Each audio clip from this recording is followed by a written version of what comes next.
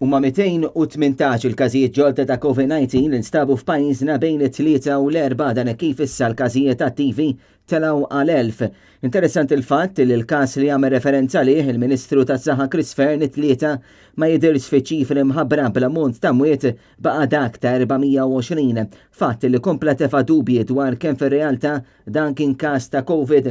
Sissa ingħataw 711,973 tilqima u 352,523 persuna huma mlaqma kompletament. Minkejja dan ħafna jinsistu li s-sitwazzjoni preżenti ħarbet minn idejn il-Gvern bl-editorjal tal-Malta Independent jgħid li issa rġajna naraw in-numri li konna qed naraw f'Marzu li għadda.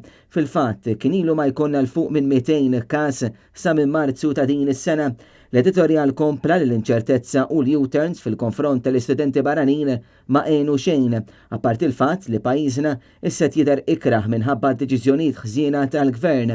Pomijiet Taljani jaddu kritika fil-medja Taljana għal mod li bih u lidhom kienu trattati f'Malta.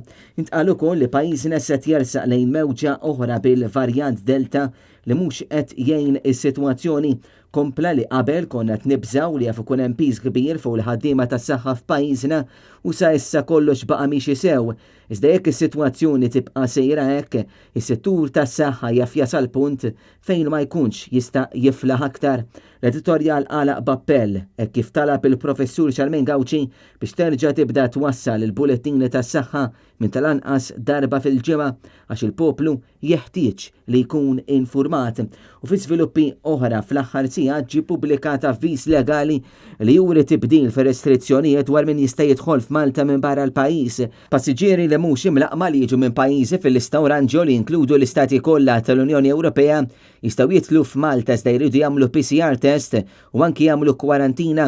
Tfal taħt 12 sena u persuni li ma jistawx jieħdu l-vaċċin għal raġunijiet ta' saħħa jistgħu jingħataw permess biex ma jagħmlux perjodu ta' kwarantina iżda jrid ikollhom ukoll test negattiv tal-PCR maħruġ mhux aktar minn 72 siegħa qabel il-wasla.